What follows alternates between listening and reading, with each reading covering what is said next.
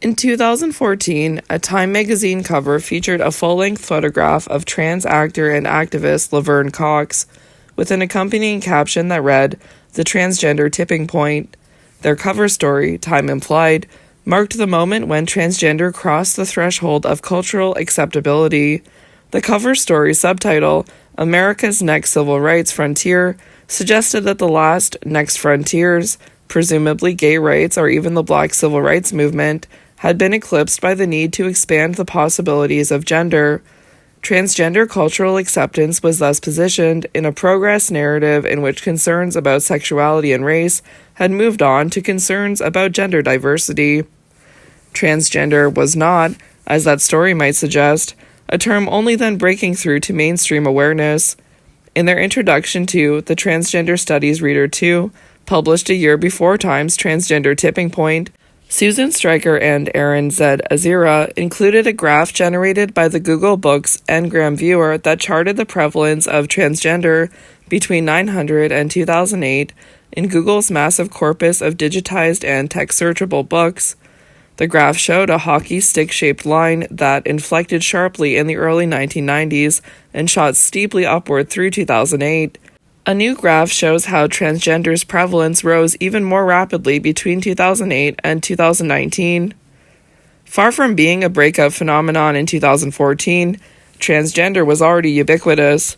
As Azura and Stryker note in that same introduction to the Transgender Studies Reader 2, according to a 2011 Public Religion Research Institute poll, 91% of people living in the USA report that they have heard the term transgender, with a strong majority, 89%, agreeing that trans people should have the same rights as everybody else. A 2021 Pew Research survey suggests that awareness of transgender has only grown in the intervening decade. Nearly half of all respondents, 42%, to that survey claimed to know a trans person personally, a 5% increase since 2017, while roughly a quarter knew someone who identified as non-binary or used gender-neutral pronouns. Most people overall still consider gender to be determined by assigned sex at birth, 56%, while among those under 30, only 44% held that view. All the while, opinions about trans people have become increasingly polarized, to the point that we are now primary battlegrounds in the contemporary culture wars. Heightened trans visibility and representation, in other words, did not only result in a tipping point toward greater understanding and acceptance, it has in fact gone hand in hand with greater hostility and violence against trans people. The 2017 anthology Trapdoor, Transcultural Production and the Politics of Visibility, edited by Tourmaline, Eric A. Stanley, and Joanna Burden, directly addresses this paradox, that is, visibility itself has been a trap for trans people, particularly those who are already the most visible and vulnerable, trans women of color, as well as undocumented, poor, and disabled trans people. One contributor to the anthology, legendary activist and Stonewall veteran Miss Major Griffin Gracie, points out that transphobes upset to see Laverne Cox on the cover of Time magazine don't aim their violent indignation at Cox. Instead, it's trans women they encounter in their everyday lives who bear the brunt of their transphobic violence. In addition to outright physical violence, trans people have been increasingly targeted by legislation that allows others to discriminate against them based on religious belief, that denies them affirming healthcare or medically assisted gender transition, that bars them from sports or public restrooms that match their gender identity and expression, and that excludes them from gender-appropriate shelters or social services. These dangerous attempts to regulate public space and healthcare access propagate unreal fantasies that trans women are perverse men trying to infiltrate sex-segregated spaces to harm other women and girls, fantasies that have fueled the rise of transphobic, gender-critical feminist ideology, particularly in countries where right-wing populist movements have gained strength and power. At the same time, trans men are depicted as victims of a transgender craze that's stealing daughters from an otherwise natural path to womanhood. In this depiction, trans men must be protected from themselves. In all cases, trans people are scapegoated as the signs and symptoms for all manner of social ills. Rather than teetering on a tipping point, transgender might better be imagined as a fulcrum or pivot point around which swirl a whole host of cultural anxieties about social change, technology, and the hazy boundaries between gender, sex, race, sexuality, and species. We have plenty to feel anxious about: a fragmented social media environment that fuels the spread of misinformation, an escalating series of environmental crises driving a swell of climate refugees, an as yet insatiable demand for consumer goods and services in the global north that capacitates the extraction of resources and power from non-renewable sources to keep the wheels of racial capitalism grinding on, the precipitous rise of precarious gig work economies in cities with unprecedented income inequality, and a rising wave of xenophobic, racist governments and social movements that has yet to crest. While the negative consequences of these big-picture problems affect us all, they fall especially heavily on trans people. A report from the 2015 U.S. Transgender Survey showed that trans people were at that point already 4 times more likely than the general population to live in poverty, twice as likely to have HIV or AIDS, and 50% more likely to have been incarcerated. 30% of trans people had experienced homelessness, and nearly half, 41%, had contemplated suicide. The COVID-19 pandemic, layered on top of an AIDS pandemic that has never ended, has only amplified these inequities and their effects. While it's too soon to know how permanent some of the consequences of COVID-19 will be, it's already clear how the management of this pandemic, like that of others before it, created disproportionate hardships for people marginalized by race and class. In some parts of the world, gender policing became part of public health efforts to reduce COVID-19 transmission. Panama, for example, implemented a gender-based quarantine, with women and men allowed to go out on alternating days of the week. People out on the wrong day could be fined, which created an impossible double bind for trans, non-binary, and gender non-conforming people who lacked government-issued identification documents confirming their genders. While COVID-19 is not the first virus to have massively reconfigured social and political life, we have certainly become newly adept in the past 2 years at collectively developing modes of survival through our theory and activism. Likewise, the work of trans studies as a field responds to many of the significant global changes that have taken shape in the last 2 years and since the publication of the 2 previous volumes of the Transgender Studies Reader in 2006 and 2013.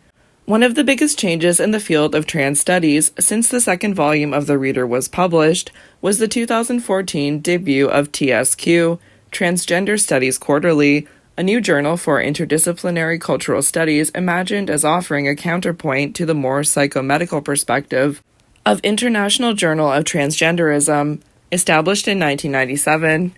There's an even newer online publication, the Journal of Applied Transgender Studies, for more disciplinary social scientific work, as well as specialized journals such as the International Journal of Transgender Health and even a Journal of Queer and Trans Religious Studies. As a result of these new outlets for up-to-date scholarship, what a transgender studies collection needs to do has shifted. What you'll find in this book is not a survey of all scholarship on transgender topics or a selection of the most important recent works in a field. Rather, it is a set of curated conversations among scholars who imagine themselves as somehow doing interdisciplinary work in transgender cultural studies broadly defined, conversations that mix old and new work to stage intergenerational and interdisciplinary dialogues, interject historically significant work that remains relevant for understanding contemporary issues, and sample some work in adjacent fields that has been central to the development of contemporary work in trans studies. It's intended as a useful text for classroom use, as well as an introduction to and overview of the field itself and its now decades-long history. As a field, transgender studies is no longer at a tipping point on the threshold of recognition. It has arrived. It's a vibrant area of inquiry, with a growing cadre of trans studies scholars trained and mentored by other trans studies scholars, and a burgeoning presence of transgender studies material on syllabi and on the academic lecture circuit. It's worth pausing for a moment to reflect back on the field's trajectory, as documented in the previous volumes of Routledge's Readers, before looking ahead to how we've remixed that work here. As Stryker and Azura noted in the introduction to the Transgender Studies Reader 2, the earlier volume from 2006, edited by Stryker and Stephen Whittle, could be taken as an account of field formation, an account that was engaged in the kind of identity politics necessary to gain speaking positions within discourse, and which consequently featured a good deal of autoethnographic and self-representational work by trans subjects. Given that this was the first compilation of work in a field then already a decade and a half in the making, it had a significant amount of ground to cover.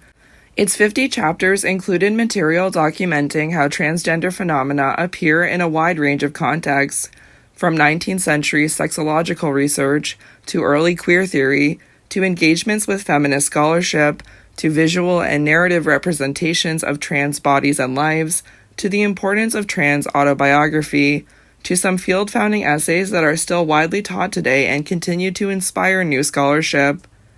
The second volume of the Reader was a field-forming collection in its own right. Rather than seeking to trace the emergence of what has come to be known as transgender studies, the volume published only new essays to offer a time-stamped document of some of the most influential work in the field at that moment. It addressed and reframed some of the first volume's shortcomings. As the editors wrote, the second volume directed its critical gaze at the inadequacies of the field's first iteration in order to correct them, taking aim at its implicit whiteness, U.S. centricity, Anglophone bias, and sometimes suspect ways in which the category transgender has been circulated transnationally. The second volume published essays on the various ways transgender had migrated into international human rights discourse, philanthropy, and the work of non-governmental social service and social change organizations, how trans people were being represented in mass media and made creative work of their own, how transgender transects the boundaries of other body-based categories, such as species and race, that arrange biological difference and hierarchies deemed more or less worthy of life, and how the administrative regulation of gender-crossing people reflects, in part, the increased role of state surveillance in everyday life. Drawing from the vocabulary of cultural theorists Gilles Deleuze and Felix Guattari, the volume sought to propagate transgender rhizomatically in unexpected ways that trace lines of flight from the harsh realities of the present moment. It attended, in other words, to how transgender built on its past to develop new methodological, activist, and identitarian approaches to trans survival. The Transgender Studies Reader Remix combines the most cited chapters in the two previous volumes with new trans studies work and older scholarship from other fields. It asks what those potential lines of flight might be. What tools has transgender studies offered us to theorize and dream up new ways of living? How has the field helped us to reconceptualize histories of gender and sex in connection with other forms of embodied difference? What connections have we made or might we make across other bodies of cultural theory and activist movements to further those critical aims?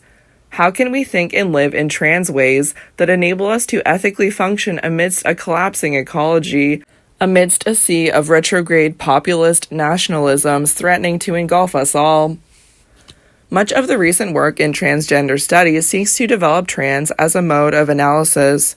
The trans issue of WSQ, Women's Studies Quarterly, in 2008 was an important point of departure for this critical project, calling attention to the conceptual work performed by the prefix trans itself, meaning to cross. The introduction noted that adding the hyphen marked a distinction between the implied nominalism of trans, that is, trans as a name for an object that trans studies studied, and the explicit relationality of trans, which remains open-ended and resists premature foreclosure by attachment to any single suffix. In other words, the hyphen marked the difference between studying transgender as a thing and studying the process of how gender boundaries are crossed over or transed. Among other things, this shift informed a new generation of historical scholarship, helping to ask better questions about how to understand gender variance in the past before the term transgender or the concept of gender itself existed, as well as a new generation of transnational scholarship, helping to ask better questions about cross-cultural comparisons of gender variants. The issue editors focused on work they considered doubly trans, that is, work that put the trans of transgender into engagement with the trans and other sorts of categorical crossings, such as the transnational, transgenic, transspecies, transracial. Eva Hayward and Jamie Weinstein expanded the sense of prefixal trans through their development of an asteriskal concept of transness, that is, trans with an asterisk. The asterisk as a symbol attached to the trans prefix first emerged in online discussions about the relationships between various kinds of trans identities, transgender, transsexual, transvestite, and the need for a shorthand term that was not overinvested in the border wars between different kinds of transness. It referenced the fact that in database searches, the asterisk is a wildcard operator. An asterisk following a word in a database search multiplies the possible data retrieved or attachments generated. It can bold words when typed before the first letter and after the last, amplifying the intensity of the word among a string of others. The asterisk is used to suggest that transing could operate on many operands simultaneously. Unlike the hyphen, which marks a single point of attachment, the asterisk symbolically marks an undefined generative space next to trans, or even between the broken parts of words, transgender or transplantation, to signify something unnamed, perhaps ultimately unrepresentable, that serves as a placeholder for all kinds of connections, both existing now or yet to come, in ever-shifting arrangements of categories, names, materialities, and processes of becoming.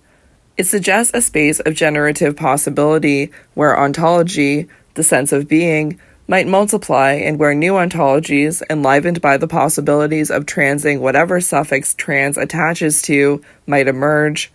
We have edited the Transgender Studies Reader Remix with this notion of trans asterisk methods in mind. The concept of a remix can itself be a way to think about what trans with an asterisk can do. It speaks to how trans people remix the world. Remixing is a survival practice, taking existing paths, forging new ones, constantly coming up with new combinations of living to access the social, medical, and communal care needed for life. While not all trans studies scholars personally identify as trans people, this mode of survival is reflected in the intellectual work of the field. We who work in it reach across the theoretical and institutional boundaries of numerous disciplines to develop trans asterisk methodologies, to rewrite trans histories, to access and practice trans-focused care, medical and otherwise. Trans asterisk as method is different from transgender as an identity label.